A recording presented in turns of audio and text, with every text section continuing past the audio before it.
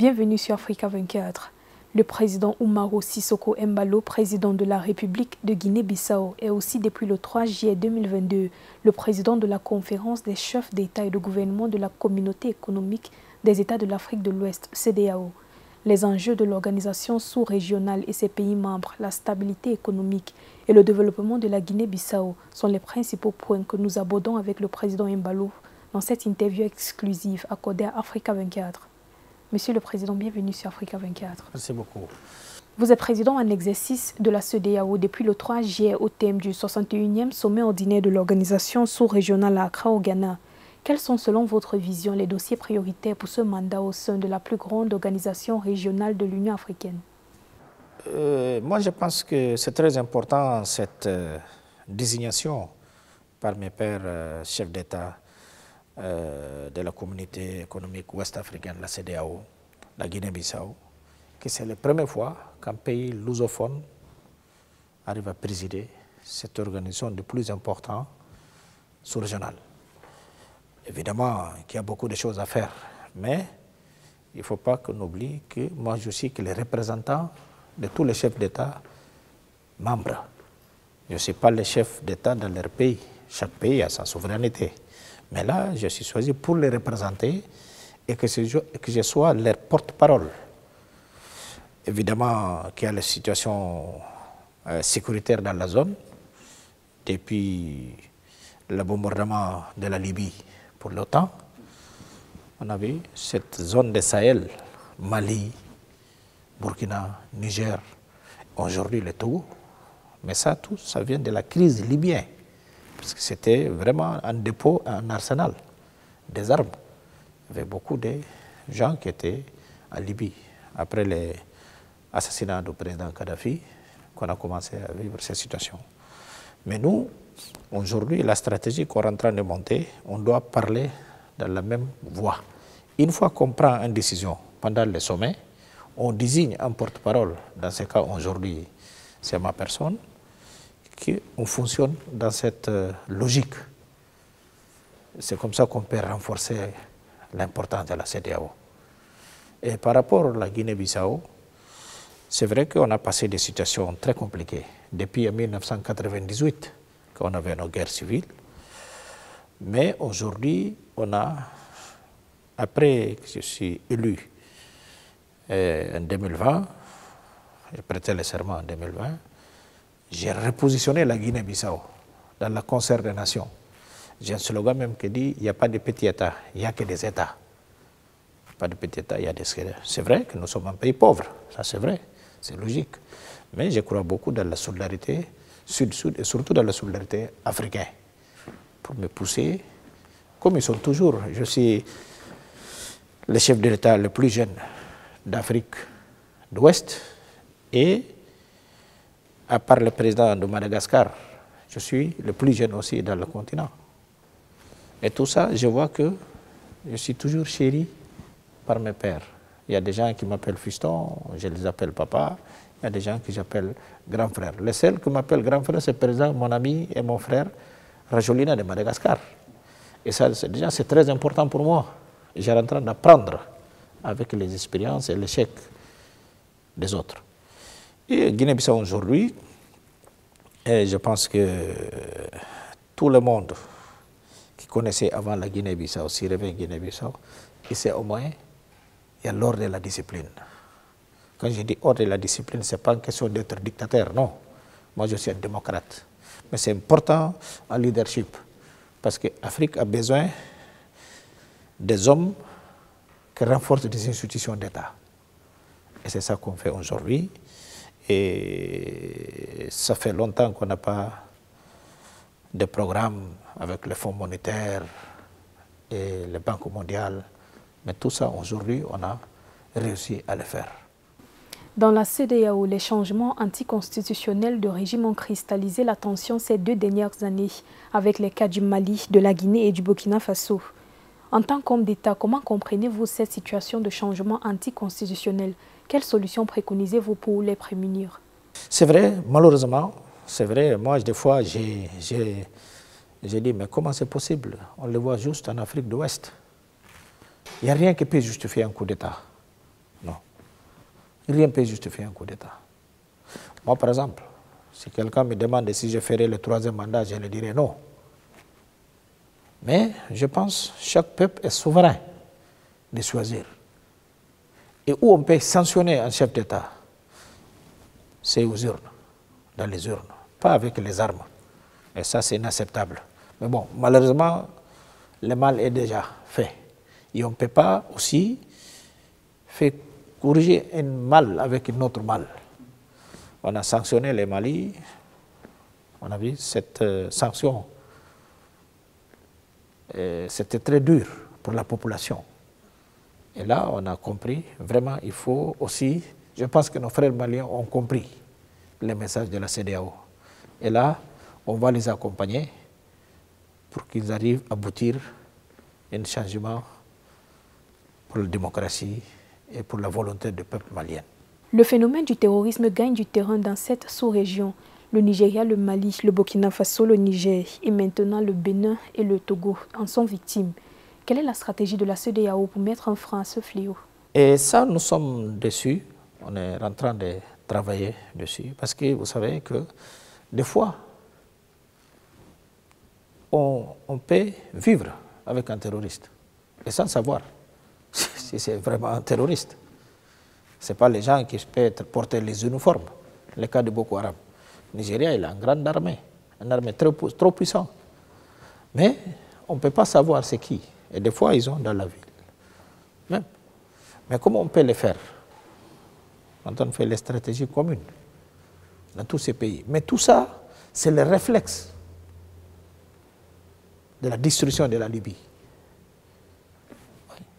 Mais moi, je me rappelle que Kadhafi disait que les jours que je ne serai pas là, c'est là-bas que les gens vont comprendre. Le tampon, la zone était une zone tampon. Mais effectivement, on a vu, après la destruction de la Libye, assassinat du président Kadhafi, et tout c'est notre zone, on est en train de le payer. Et puis, ce n'est pas juste dans l'Afrique de l'Ouest, même à partir du Tchad.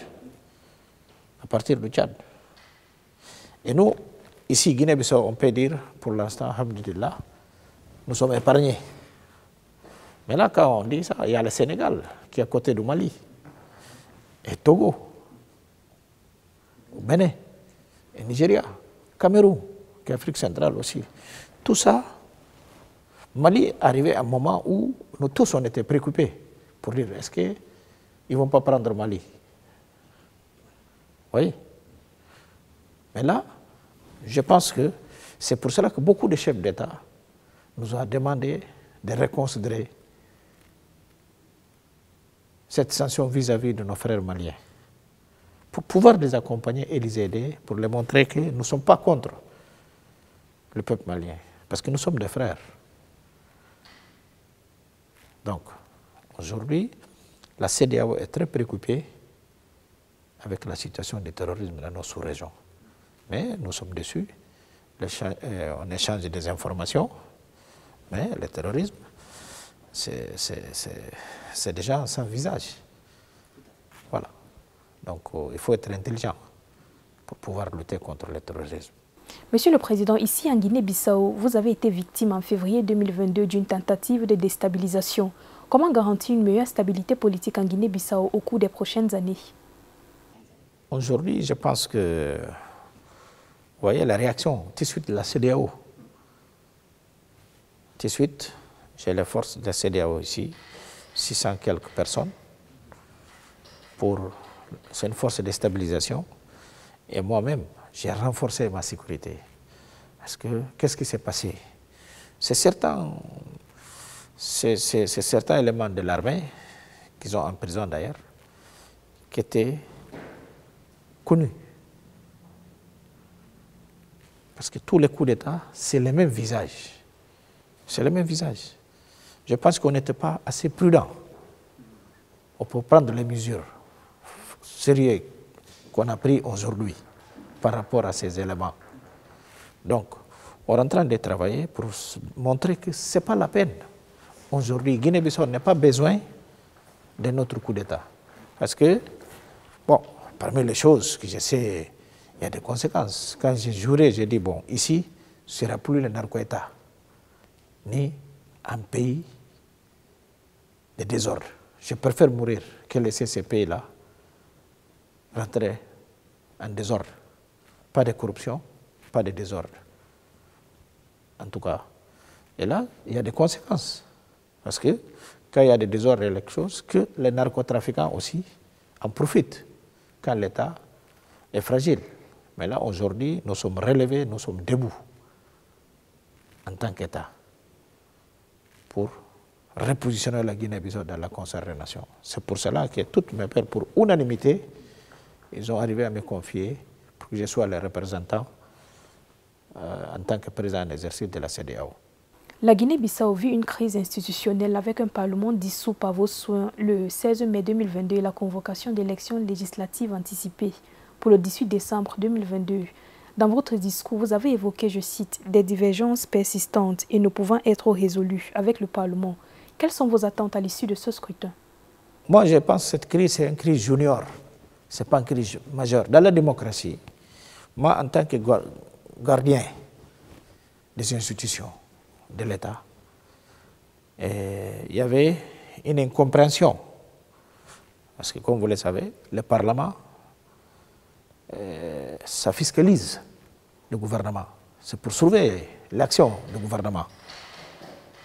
C'est ça parmi les missions du Parlement. Mais, le Parlement aussi, nous tous, compris moi-même ici au Palais, les cours des comptes, tout le monde qui prend le fonds d'État doit être enquêté ou surveillé ou inspectionné par le Cour des comptes. Le Cour des comptes a commencé à inspectionner le président de la République.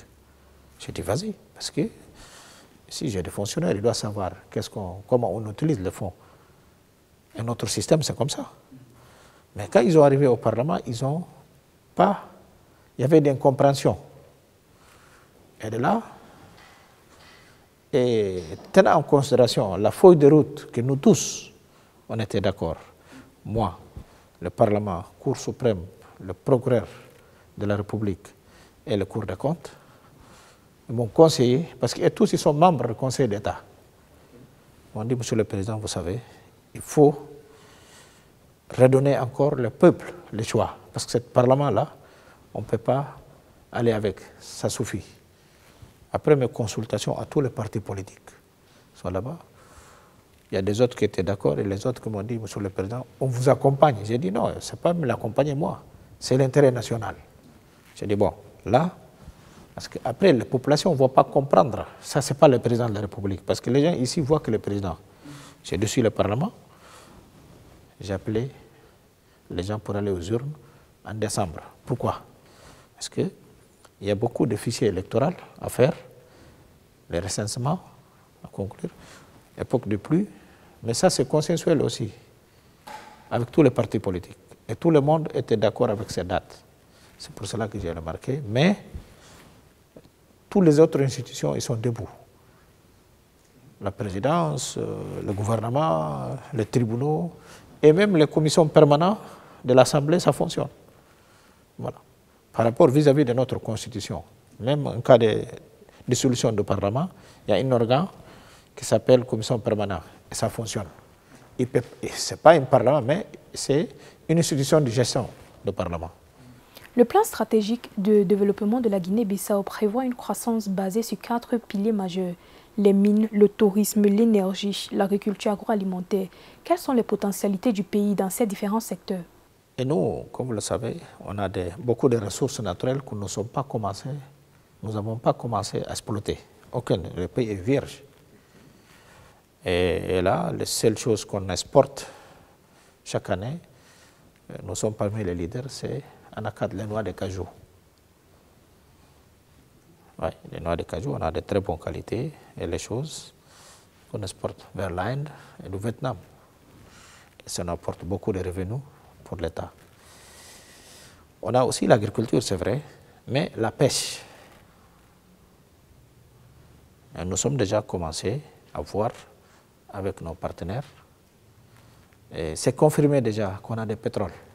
Mais nous n'avons pas commencé encore à exploiter le pétrole parce que découverte jusqu'à arriver à l'exploration, ça prend du temps. Je ne crois même pas que ce sera pendant que je sois président. Je vais préparer tout pour que la personne qui viendra après moi, qu'il puisse vraiment commencer à le faire. Et ça va nous servir nous tous en tant que citoyens du pays. Et ça c'est premier. Et deuxièmement, on a aujourd'hui en train de bâtir l'infrastructuration du pays. Parce que là, on a réussi quand même, avec notre bonne gouvernance, d'avoir beaucoup de financement de Banque mondiale et surtout les programmes qu'on a réussi à avoir avec le cachet des fonds monétaires. Parce que c'est très, même les pays riches aujourd'hui, si tu demandes quelqu'un, il va te demander si tu as déjà le cachet, la performance de fonds monétaires. On a réussi à l'avoir. Ça fait des années que Guinée-Bissau n'arrive pas à l'avoir. Mais quand j'ai dit les gens, tout le monde, quand on veut, on paie. On a réussi à le faire. Donc aujourd'hui, nous sommes dans la bonne voie. Et on a commencé à goudronner nos routes, nos écoles, la santé. Par exemple, aujourd'hui, très peu de gens qu'on envoie à l'extérieur pour aller se soigner. J'ai, ici dans l'hôpital universitaire de Bissau, j'ai à peu près 70 médecins spécialistes qui Nigeria m'a envoyé. Ils sont en train de former mes médecins ici. Sénégal, 15 professeurs de l'armée aussi qui est ici avec nous pour voir comment ça fonctionne, comme moi je crois dans la coopération sud-sud. Parce que pour moi, c'est plus facile d'avoir ça avec nos pays du Sud qu'en Europe, parce que c'est plus simple. C'est plus simple de voir ça. En 2050, selon des déclarations issues de la conférence de Lisbonne sur les océans du 28 juin 2022, avec votre participation, l'objectif fixé est l'éradication totale de plastique dans les océans. Comment votre pays lutte-t-il contre cette forme de pollution marine, quand on sait que la pêche contribue à 3,3% au produit intérieur brut de la Guinée-Bissau? Bon, nous, je pense que d'ici l'année prochaine, on va interdire totalement le plastique en Guinée-Bissau. On va interdire ça totalement. Mais nous sommes dans une dynamique d'éducation de la population pour qu'ils comprennent. Comme vous le savez, en Afrique, donc les gens, des fois, il faut les faire comprendre avant de prendre des mesures. Mais tout le monde est conscient que l'année prochaine, on n'aura pas de plastique. Exactement. Ça sera tout en verre. Voilà. Donc, de là, je pense que beaucoup des autres pays vont accompagner. Il y a le cas de Rwanda, il y a beaucoup des autres pays d'ailleurs qui sont déjà commencés à mettre ça en place. Ouais. Et nous aussi, l'année prochaine, on va rentrer dans cette dynamique. Avec un taux de transaction estimé à 20%, le commerce intra-africain est un levier de croissance pour chaque pays du continent. Comment évaluez-vous le niveau d'échange de la Guinée-Bissau avec chacun de vos voisins? Nous, je me rappelle l'ancien président, mon prédécesseur, le président Marouvache, nous on produit beaucoup ici, les manioc, les niam, les patates douces. Le président Macky avait envoyé même à l'époque son ministre du Commerce pour voir comment on peut exporter ça vers le Sénégal, parce que les gens le consomment beaucoup. Et moi, je suis aussi dans cette logique. Parce que, par exemple, nos manioc, quand vous les mettez dans l'eau bouillante, 3-4 minutes, ça effondre. Oui, les qualités de terre qu'on a. Et puis, c'est consommé avec les tchéboudiens au Sénégal, par exemple. Et surtout avec les patates douces, que nous, qu'on produit beaucoup ici. Donc, et ça marche très bien. Ça marche très bien. Donc, je pense que c'est très important de renforcer ce lien commercial avec nos pays voisins. On exporte les mangues aussi vers le Sénégal. Beaucoup de mangues, parce qu'on a des qualités de mangues. Je pense dans nos sous-régions, qu'on appelle les mangues de Faka, on les trouve juste en Guinée-Bissau. Je ne sais pas pourquoi, mais on les trouve qu'en Guinée-Bissau. Et c'est très consommé ailleurs. On les exporte au Sénégal, au Portugal. Un des grands fléaux que l'Afrique subit est l'immigration vers l'Europe. Le 24 juin est survenu au Maroc le drame de Nador. Quelles sont les solutions que vous suggérez pour lutter contre ce phénomène à l'échelle continentale? Moi, je pense qu'il faut qu'on commence à réfléchir dessus, parce que c'est vraiment désolable les choses qui s'est passées en Nador. Je n'ai pas tous les éléments, parce qu'à l'époque, j'avais contacté nos frères marocains qui m'ont donné une autre version, m'ont montré une autre version des faits. Mais nous, en Afrique, on doit commencer à montrer les gens. Parce qu'il y a beaucoup des Africains qui ne comprennent pas jusqu'à présent. Moi, j'ai des collègues, quand on est parti étudier au Portugal, les gens, quand on venait ici en vacances, il y a des gens qui disent, tu m'as pas... Qu'est-ce qui m'a amené de Lisbonne? Ils croyaient qu'on arrive, depuis l'aéroport, on commence à ramasser de l'argent. Oui. Mais jusqu'à aujourd'hui, il y a cet esprit. Il y a cet esprit. Mais nous, qui connaissons l'Europe, des fois, c'est mieux vivre ici, parce que nous, on a habitué à partager tout ce qu'on mange, tout ce qu'on a. On peut partager, on peut se dépanner entre l'un et l'autre. Mais ça, on n'a pas en Europe, ça ne fait pas partie de la culture européenne.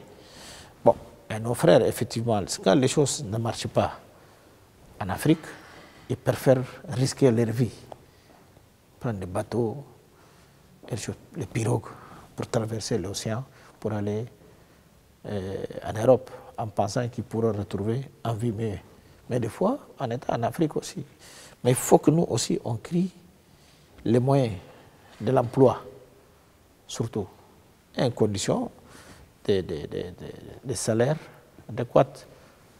Et ça, peut-être, ça peut minimiser ce risque de nos populations, surtout de nos jeunesses.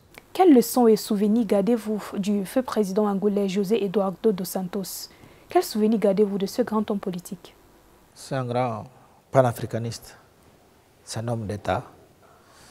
Je me rappelle la dernière fois que j'ai eu l'occasion de le rendre visite à Barcelone. J'étais à Barcelone, je lui ai rendu visite, on a discuté, parce qu'on a fait une lutte commune, la Guinée-Bissau et l'Angola. Nous sommes deux peuples frères. Et c'est un homme d'État, c'est un grand monsieur, un digne fils d'Afrique. Parce qu'aujourd'hui, je disais au président Sassou Nguesso, aujourd'hui, reste que lui, parmi tous ces révolutionnaires, ça reste que lui, le président Sassou, pour qu'il veille sur tous les autres. Mais ça fait de la peine pour moi voir la disparition de nos leaders africains. Moi, en tant que jeune, c'est nos leaders. Donc, je demande au Dieu qu'il paye son âme. Monsieur le Président, merci d'avoir répondu aux questions d'Africa 24. Merci moi. À vous, merci de nous avoir suivis. N'oubliez pas, vous pouvez également trouver l'intégralité de cette interview sur www.africa24tv.com.